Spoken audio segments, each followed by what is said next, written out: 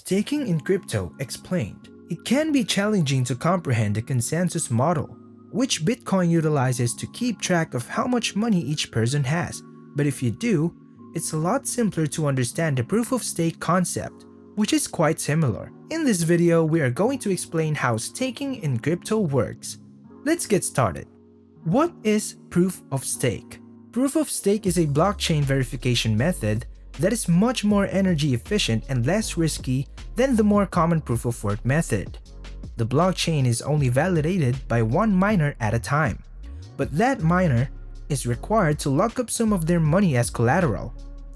The miner is rewarded for making legitimate transactions by creating new coins and maybe with transaction fees the senders paid, and penalized for creating any fraudulent transactions by losing their collateral.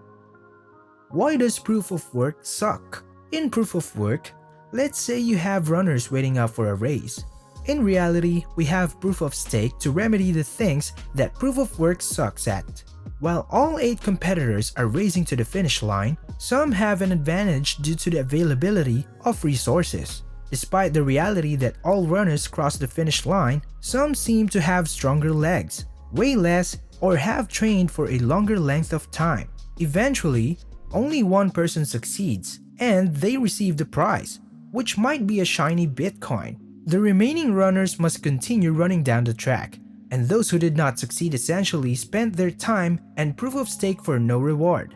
At the starting line, every runner would line up, and only one would be chosen to complete based on a few criteria, which we'll discuss in more detail below. In this way, when it comes to a currency like Bitcoin that uses proof of work, we don't squander energy or electricity, and nobody works for free. To unlock a block's prize, many powerful mining firms compete. The miners who lack access to supercomputers or extremely powerful equipment, which can complete the cryptocurrency puzzle-solving task the quickest, are not treated fairly by the fastest proof of work.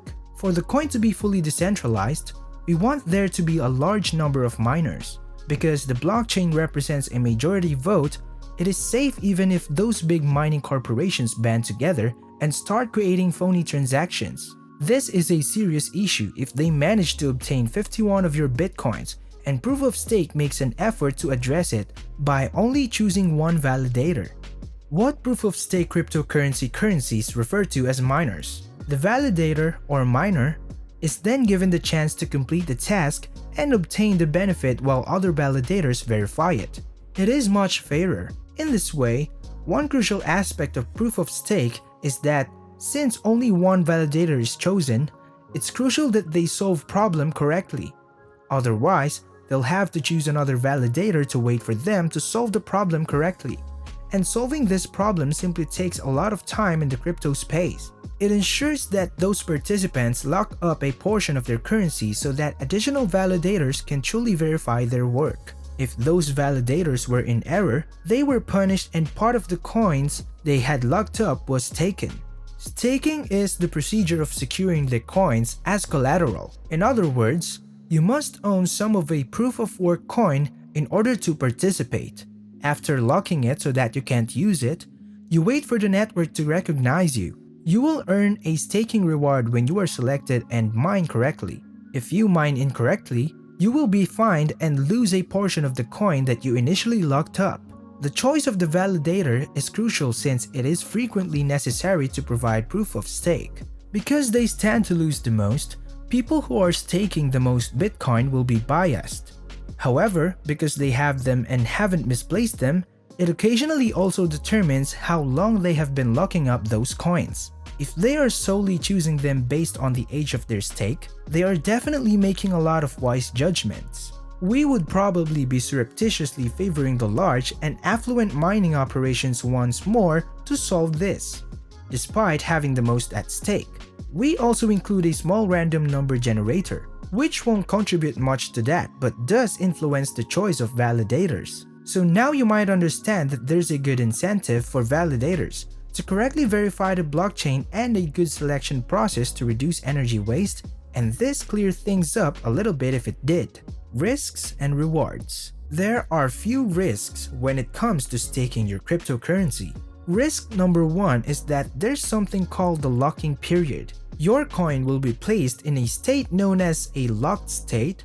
When you attempt to stake it during its period, you won't be able to move your coins. Both sending and cashing them out are not permitted. Sometimes you have to keep them locked up for a specific period of time, such as a month, at the very least of a full year. Risk number 2 is technical knowledge. It rarely works out as simply installing some software and pressing a button. The majority of the time, you need to understand how to write, how to configure your computer to validate, and how to receive rewards into a wallet. If there is a problem, you are also in charge of correcting it. Risk number 3 is the validator commission. You are not required to set up the validation procedure yourself if you don't want to. You can give your coins to another person who has the necessary skills and tools. Typically, these platforms charge a validator commission to use their computers. They could steal your investment at any time, and this commission could reduce your profit. Risk number 4 is the duration of the reward, so it could take minutes, days, or occasionally even weeks to see the payment of your staking position, depending on the network you chose. This is why it's critical to know when the network pays out rewards. The 5th risk, poor behavior, is the last one. Validators are the foundation of proof of stake, and if the validation is flawed, you could lose some of your stakes. There is a very slim probability that even when you have a strong validation, the network will disagree with you. Despite the extremely low chance, it is nonetheless a risk that isn't really discussed. Finally, the benefit of staking is that you do receive staking payouts. 4 of the most popular staking cryptocurrencies. Number 1. Tezos, which rewards you around 6% of what you stake per year, and Coinbase does it for you so you don't have to set up any of that process. But they take around 1.5% of it, which lowers your yearly return to 4.6. Number 2. Cardano. Cardano is another coin that does stake. They will give you out around 4 to 5%. Number 3. Algo. The Algo coin rewards you with around 8 to 10% a year. And lastly, Ethereum, which is actually switching to the REUM 2.0, could be up to 15% but more reliably, probably around 4 to 7%, but this won't happen for at least another year. So proof of stake has quite a few benefits over proof of work, but it has downsides too. Like it can invalidate DIY GPU miners who want to participate without owning a whole bunch of the coin, but maybe you should go for more of long-term downsides of proof of stake. From our video, what have you learned? Have you got an idea how staking works in cryptocurrencies? Please let me know by leaving a comment below. And if you enjoyed this video, please press the like button, turn on the notification bell, and subscribe to our channel Metaverse for more videos like this. Thank you for stopping by to watch. See you in our next video. Bye!